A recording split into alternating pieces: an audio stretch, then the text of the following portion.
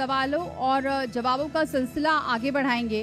हमारे साथ जो तमाम सहयोगी हैं जिनकी वजह से ये कार्यक्रम हो पा रहा है और क्या उनका विजन है, कैसे प्रयागराज और लगातार विकास की राह में आगे बढ़ रहा है, आगे का क्या फ्यूचर रहेगा प्रयागराज का और कैसे इनका सहयोग रहेगा, उसके लिए मैं अब इनवाइट करना चाहूँगी राम जी अग्रही, जिस होटल में ये कार्यक्रम रखा गया है उनको मैं बुलाना चाहूँगी मंच पर, उनसे सवाल और जवाब होंगे। इसके अलावा मैं इनवाइट करना चाहूँगी रजनीश तिवारी जी को, एएसएम डेवलपर्स।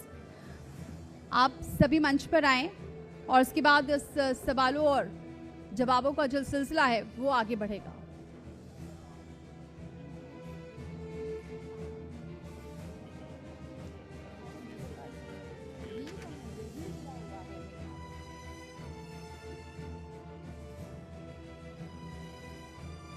तो मैं बुलाना चाहूंगी राम जी अग्रही और साथ ही रजनीश तिवारी जी को। सर मंच पर आएं।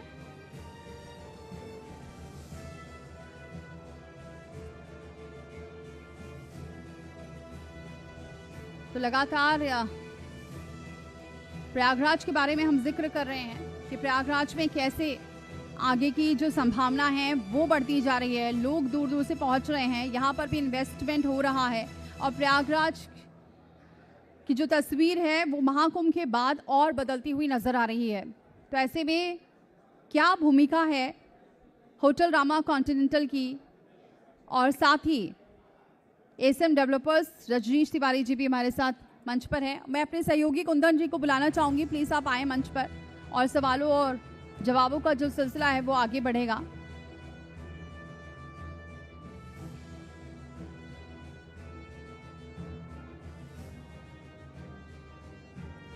एक बार फिर से मैं इनवाइट करूंगी राम जी अग्रही जी को, प्लीज आइए मंच पर।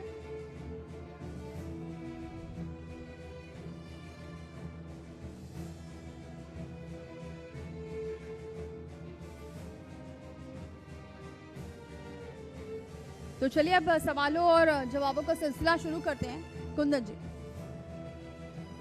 बहुत बहुत स्वागत है आप दोनों मेहमानों का। एएसएम डेवलपर से हमारे साथ रजनीश जी हैं।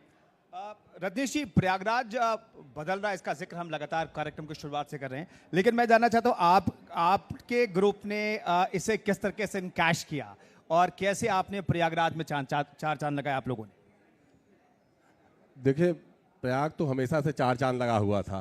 प्रयाग का नाम कोई नया नहीं है, इसकी खूबसूरती, इसकी चीज़ें नई नहीं हैं। हाँ, ये बात अलग है कि हम लोगों ने अपने ग्रुप के माध्यम से काफ़ी प्रयास किया, कई तरीके की योजनाएं लाई। हम लोगों ने जो मेन फोकस किया वो रूरल डेवलपमेंट की तरफ पे किया, रूरल एरिया में, क्योंकि हमारी डेवलपमेंट अथॉरिटी या बाकी सारे लोग शहर की तरफ फोकस करते हैं, बट हमने स्मार्ट विलेज का कॉन्सेप्ट लेकर के रूरल डेवलपमेंट की तरफ काम किया। इसमें कितनी कामयाबी मिली है? क्या कुंभ से, महाकुंभ से रूरल इलाके में भी डेवलपमेंट हुआ है?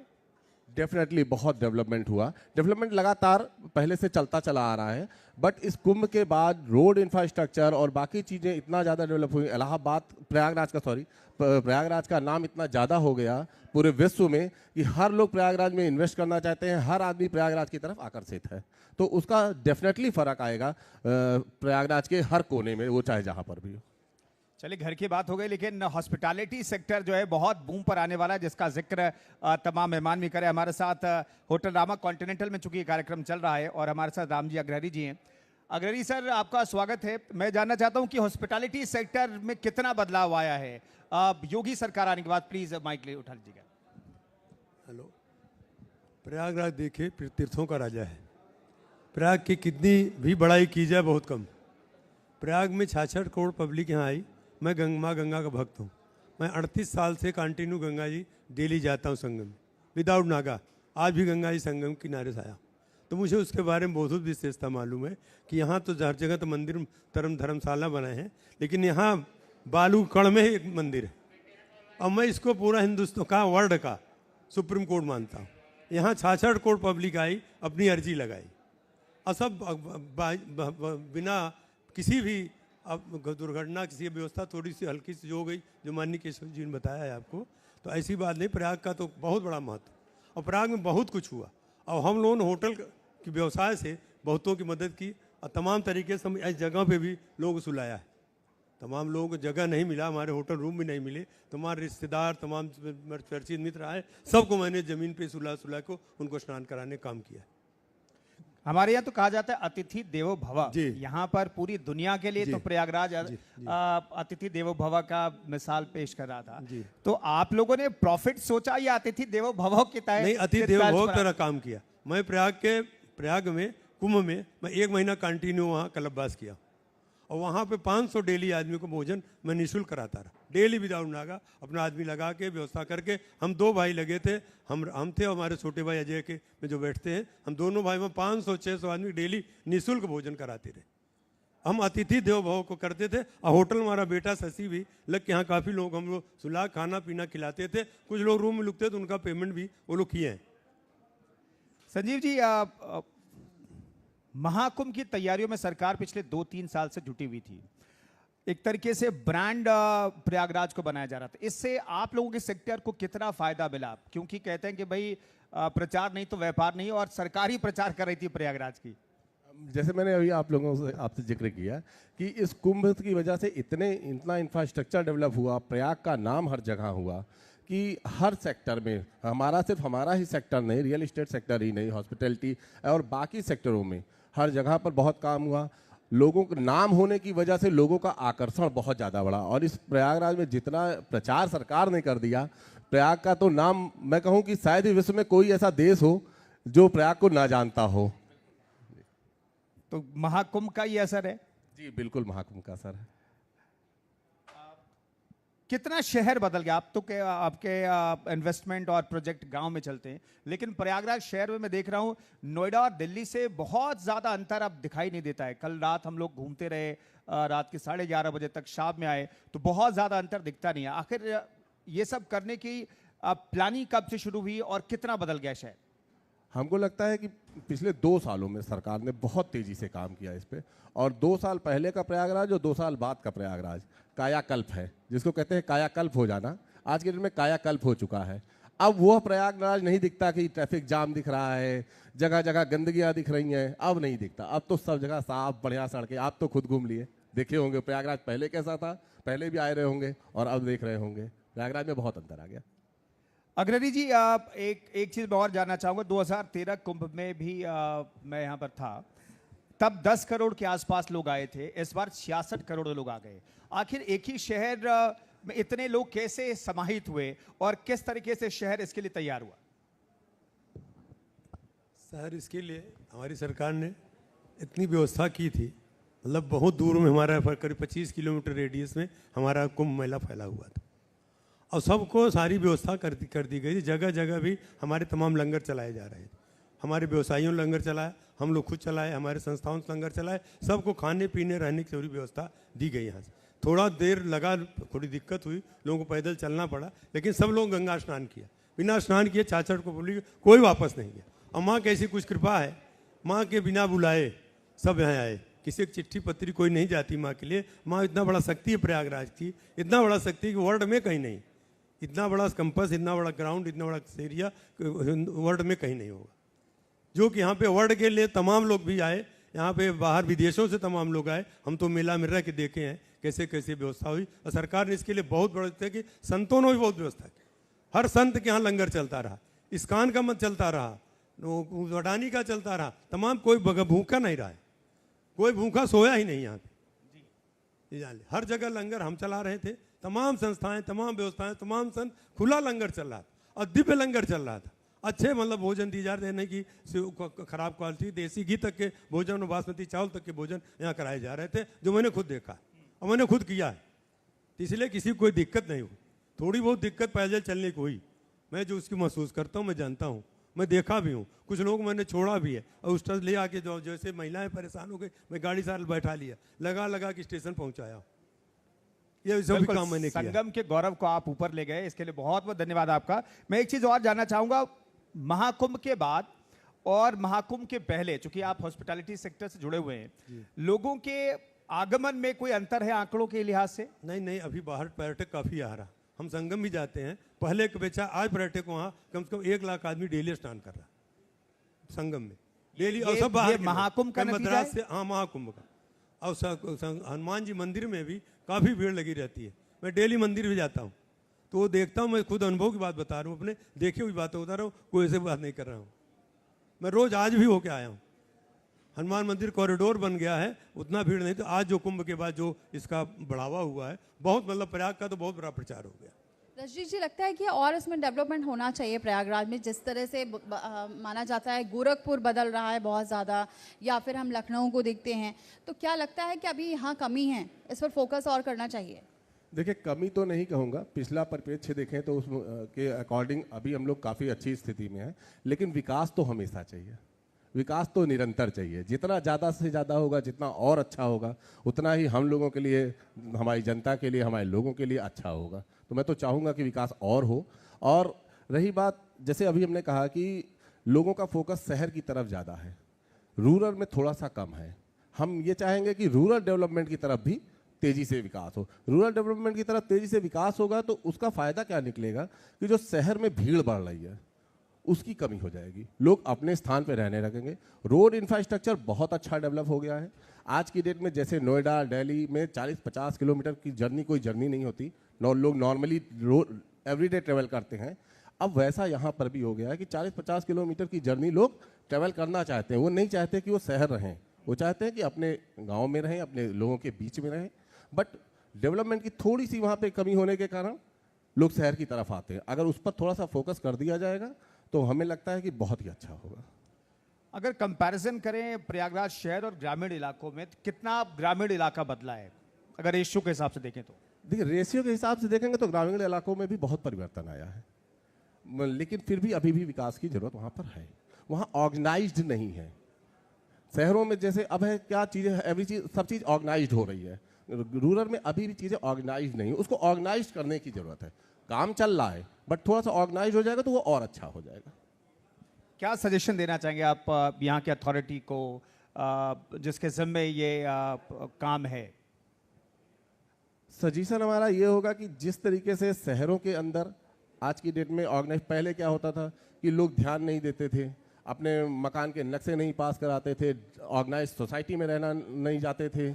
लेकिन अब क्या है कि हर आदमी अपने मकान के नक्शे पास कराने की कोशिश करता है, ऑर्गेनाइज होकर के काम करने की कोशिश करता है, अपनी सोसाइटी को साफ स्वच्छ रखने की कोशिश करता है। अगर ये सारा फोकस हम लोग रूरल में भी करेंगे तो वहाँ पर भी ये सारी चीज़ें करेंगे। और मैं चाहूँगा कि सरकार इस पर भी फोकस करे कि रूरल में भी ऑर्गेनाइज्ड वे में काम शुरू करे, वहाँ ऑर्गेनाइज सोसाइटीज़ बनाए, क्योंकि गाँव में भी अब गलियाँ पतली हो गई हैं, गांव भी कंजस्टेड हो गए। जैसे शहर कंजस्टेड होता है वैसे गांव भी कंजस्टेड हो गए। लोग इधर उधर भटक रहे हैं, कोई सड़क पे जाकर के रहने लग जा रहा है, कोई अपने खेत में अकेले में रह रहा है। अगर उनको एक ऑर्गेनाइज्ड कॉलोनी मिलने लग जाएंगी, हर कस्बे को, गांव को तो नहीं दिया जा सकता बट कस्बे को दिया जा सकता है, जो छोटी छोटी बाजार होती हैं उनको दिया जा सकता है। तो अगर उनको ऑर्गेनाइज्ड कॉलोनी मिलने लग जाएंगी तो लोग इधर उधर भटकने की बजाय उस ऑर्गेनाइज्ड कॉलोनी में रहेंगे और अच्छा उनका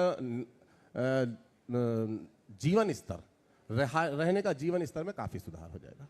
अखिलेश जी, अगर मैं बात करूं, क्योंकि अब होटल्स बहुत सारे खुल गए हैं, लेकिन ये चुनौतियां भी बढ़ रही हैं कि क्योंकि लोग आते हैं, तमाम जो ऐप्स हैं उससे भी लोग जुड़ते हैं, होटल बुक कराते हैं, फिर भी कैसे, कितनी बड़ी चुनौती है आपके लिए ये साबित करना कि अगर कोई प्रयागराज आ रहा है तो वो इस होटल में रुके, क्योंकि बहुत सारे होटल्स हैं और ये महाकुंभ के बाद तो ऑब्वियसली ज़्यादा और होटल्स हो गए होंगे, तो कैसे आप इस पर काम कर रहे हैं? हम इस पर ऐसा काम कर रहे हैं, होटल इंडस्ट्री तो चल रही है, चलेगी। जितनी भी होटल इंडस्ट्री खुलती जा रही है उसकी वजह से आप जो है घर में अगर आप खाना, मेहमान बुलाते हैं 5 मेहमान को, तो अपने घर में नहीं खिलाते, होटल में जाते हैं। तो होटल इंडस्ट्री में कोई दिक्कत नहीं हो, इंडस्ट्री चलती रहेगी और चलेगी। पर्यटक भी काफ़ी यहाँ रहे, जैसे जो प्रयाग काशी में आता है, अयोध्या में जाता है, वो प्रयाग भी आता है और वो विंध्याचल भी जाता है। ये हब बन गया मेरा, ये हब बन गया हमारा पर्यटक का। तो जो आएगा रुकेगा। अब यहाँ इलाहाबाद प्रयाग में रुकने की आवश्यकता हो गई कि हमारा काफ़ी यहाँ विकास, कुंभ में काफ़ी विकास हुए, काफ़ी यहाँ पे जैसे अभी नगर पालिका वालों ने अलाइन बना दिया, अभी सिंगवेरपुर बन गया। तो यहाँ घूमने के लिए लोग सीतामढ़ी जाते हैं, विंध्याचल जाते हैं, तो प्रयाग में रुकते हैं। तो इसलिए होटल इंडस्ट्री को कोई दिक्कत नहीं होगा, हम लोग दिक्कत तो अभी नहीं है, भगवान कृपा चल रहा है। अब वो कुंभ वाला चक्कर नहीं है, अब तो जनरल चलता रहेगा। और शादियाँ भी हर जगह, हर आदमी शादी विवाह होटल में कर रहा है। हर आदमी को एसी कमरा चाहिए, एसी में रहना चाहता है। ट्रेन में जाइए तो एसी पहले भी होता, जनरल वाला नहीं बुक होता। तब पैसा कि हमारे कोरोना के बाद आपने पैसा खर्चा करना शुरू कर दिया कि ज़िंदगी का कोई भरोसा नहीं है, जब तो एंजॉय से रहो, आराम से रहो, मस्ती से रहो। ये भावना हो गई लोगों की, जो मुझको पता चलता, जो मैं अनुभव खुद करता हूँ। 74 साल उम्र हो गई मेरी, मैं ये भी अनुभव करता हूँ। अब जो है खर्चा करने की मात्रा लोगों की ज़्यादा बढ़ गई, कमाने की भी ऐसा खर्च हुआ करने। था कि महाकुंभ में बहुत सारी ऐसी भी बातें आई थी कि सब कुछ डबल हो गया है। हर चीज जो बाहर से आ रहे हैं, किराए से लेकर होटल से लेकर सब मुंह मांगा दाम पे होटल्स दे रहे थे। क्या ऐसा था? नहीं, वो पहले था। कुंभ में कुछ ऐसा हुआ, क्राइसिस थी, रूम क्राइसिस थी, देवोभव मध्यति देवोभव थे ही। इतना ज़्यादा 66 करोड़ जहाँ पब्लिक आ जाए, रहने लिए क्या आप सोच रहे हैं, कैसे रहें? लोग टेंट पे बिताए हैं और वैसे बिताए हैं। अब कैसे कैसे पब्लिक बाथरूम लैट्रिन के लिए लोग परेशान हुए, हम लोगों ने देखा। जो बाहर से आए हैं और जो ट्रेन से आए हैं उतरे, और 10 किलोमीटर पैदल जाना है, बड़ी दिक्कतें हुई, लेकिन सब समस्या माँ ने पूरा किया और सब गए आराम। राम जी अग्रहरि जी, मैं एक चीज़ और जानना चाहता हूँ। कुंभ की वजह से ऐसा तो नहीं हुआ कि होटल इंडस्ट्री बहुत बूम पर गई, लेकिन डिमांड और सप्लाई अब मिसमैच कर रहा है कुंभ के बाद? ऐसा है क्या कि सप्लाई जो है ज़्यादा और डिमांड कम है? नहीं, डिमांड कैसी बात नहीं, डिमांड चल रही है, होटल की डिमांड है। अब बताए ना कि हमको आपको जो कि जैसे आपके यहाँ गेस्ट आ जाए तो चल रहा है व्यवस्था। ऐसा कोई थोड़ा भाई वो कुंभ का चक्कर तो नहीं रहेगा, कुंभ की व्यवस्था नहीं रहेगी यहाँ पे, लेकिन अब व्यवस्था सब धीरे धीरे भाई अब रेट कम कर दिए, अपने खर्चे कम दिए, स्टाफ कम कर दिए, सारी व्यवस्था तो करना पड़ेगा ना। वो चलाएंगे ही, क्योंकि बैंक का पैसा भी देना है, लोन भी रहता है बैंकों का, तो चलाएंगे, नहीं तो हम कैसे करेंगे? हमको तो ये नहीं है हम रेट वही किए तो वही कर देंगे, हमको डाउन तो करना पड़ेगा हर चीज़ में। भाई जहाँ 10 पैसा बचता है 2 ही बचे, 3 ही बचे, लेकिन हम तो पैसा ईएमआई देना ना मुझे, तो हम कैसे करेंगे? रजनीश जी, ऐसा आपने क्योंकि गांव का भी जिक्र किया था, तो क्या अब आगे की ये भी आपकी सोच है कि आगे भी बढ़ाना, मतलब गांव के या प्रयागराज से थोड़ा हटकर भी लोग वहां पर आ सकें, फोकस कर सकें, वहां लैंड ले सकें? इसको लेकर भी आपकी कुछ रणनीति है आगे कि लोगों को ऐसा हो कि वो आएँ, उनको ऐसा बताया जाए, उनको समझाया जाए कि नहीं, प्रयागराज के अलावा भी आसपास भी है जिसके लिए लोग रुचि दिखाएं? हाँ बिल्कुल है ऐसा। प्रयागराज के आसपास हमारे जैसे अगर हम स्पिरिचुअलिटी की बात करें तो विंध्याचल है, बनारस है, जो है सिंगवेरपुर है, प्रतापगढ़ में बेला देवी हैं, तो किया जा सकता है। और जैसा कि हम देख रहे, सिर्फ इस महाकुंभ का असर प्रयागराज पे नहीं पड़ा, प्रयागराज के आसपास के 5-6 शहरों में पड़ा। बगल में हमारे चित्रकूट जिला है, वहाँ का भी डेवलपमेंट बहुत अच्छा हो, वहाँ पर भी टूरिज़्म बहुत ज़्यादा बढ़ गया है। तो जब टूरिज़्म बढ़ा, लोग आना शुरू हुए, तो इन्वेस्टमेंट भी होगा, डेवलपमेंट की तरफ भी लोग फोकस करेंगे, सब चीज़ किया जा सकता है। रजनीश, एक चीज़ और जानना चाहेंगे, आपके जो एसएम डेवलपर्स हैं, इनकी प्रोजेक्ट्स के बारे में इस मन से आप बताना चाहें तो आप बता सकते हैं कौन कौन से प्रोजेक्ट हैं जो ऑनगोइंग है और फ्यूचर प्लानिंग आप लोगों की क्या है? देखिए, हमारे प्रोजेक्ट्स इलाहाबाद, चित्रकूट और प्रतापगढ़ 3 जिलों में चलते हैं। हमारा काम बेसिकली इंटीग्रेटेड टाउनशिप डेवलप करने का है। हमने प्रतापगढ़ में 4-5 बड़ी टाउनशिप डेवलप की हैं, इलाहाबाद में 3-4 टाउनशिप डेवलप की हैं, चित्रकूट में हमारी 2 टाउनशिप ऑन गोइंग है। इस तरीके से कर रहे हैं। फ्यूचर प्लान के लिए ये है कि अब धीरे धीरे हम लोग इंटीग्रेटेड टाउनशिप के बाद अब प्लान है हमारा अपार्टमेंट्स में जाने का, मॉल्स बनाने का, इन सारी चीज़ों को लेकर के। बट हम फिर आपसे कहेंगे कि मेरा फोकस हमेशा ये है, चूँकि शहर में सब लोग काम कर रहे हैं, उनके लिए भी काम करना है जो अपने आप को पीछे समझ रहे हैं। अब जैसे मैं बात करूं प्रतापगढ़ जिले की, तो प्रतापगढ़ जिला बहुत छोटा सा माना जाता है, लेकिन वहाँ पर भी लोग रहते हैं, उनको भी अच्छी सुविधाएं चाहिए, उनको भी फैसिलिटीज़ चाहिए। तो अगर हम वहाँ पर उनको अच्छी फैसिलिटीज़ देते हैं तो बहुत ही अच्छा रिस्पॉन्स आता है। तो हमारा फोकस हमेशा से ये रहा है कि हम कस्बों में और छोटे शहरों की तरफ फोकस करें। हालांकि शहर में भी हमने अपने प्रयागराज शहर में भी काफ़ी काम किया है। ऐसा भी सोचा कि क्योंकि लोग रहते तो गांव में हैं या फिर ऐसे कस्बे का जिसका आप जिक्र कर रहे हैं, लेकिन वहाँ सुविधा भी चाहिए और उनको वो फील भी चाहिए कि उन्हें वो वहाँ की जो वास्तविकता है वो बनी रहे। तो ऐसे में क्या आपका प्लान है आगे? नहीं, बिल्कुल बनी रहेगी, वास्तविकता से कोई फर्क नहीं पड़ेगा। मैंने जैसे अभी कहा ना कि लोग जगह जगह इधर उधर भटक रहे हैं, कोई अपने खेतों में जाके बस जा रहा है, कोई कहीं बसा, क्योंकि गांव भी संकरा होता जा रहा है। तो उसीलिए मैंने कहा कि अगर एक ऑर्गेनाइज टाउनशिप उनको दी जाएगी तो वो इधर उधर भटकेंगे नहीं, अगर वो सीमित क्षेत्र होगा और बाकी लोगों के लिए और बाकी वास्तविकता बनी रहेगी। रूरल का रूरल रहेगा, गांव की खूबसूरती, वहाँ की ताज़ी हवाएं बनी रहेंगी। अच्छा, इसका फ़र्क ये भी आएगा कि अभी जैसे अनऑर्गेनाइज्ड है तो लोगों को वॉशरूम और इधर उधर की बहुत सी चीज़ें हैं, उनका सीवेज का सिस्टम सही नहीं है, उनका ड्रेनेज का सिस्टम सही नहीं है। अगर ऑर्गेनाइज हो जाएगा तो सीवेज, ड्रेनेज, ये सारे सिस्टम सही हो जाएंगे, तो गाँव के अंदर भी प्रॉपर खूबसूरती और डेवलपमेंट दिखने लग जाएगा। अग्रणी जी, एक चीज और जानना चाहेंगे, इस सेक्टर में जो बूम आया है सिर्फ प्रयागराज में या प्रयागराज के आसपास जिलों में भी इस सेक्टर में बूम आया, आपके सेक्टर में बूम आया है? ऐसा नहीं है, प्रयागराज में भी आया है, काशी में भी आया है। काशी में ज़्यादा बूम है होटल बिजनेस का, सबसे ज़्यादा अगर उत्तर प्रदेश में तो आज काशी में।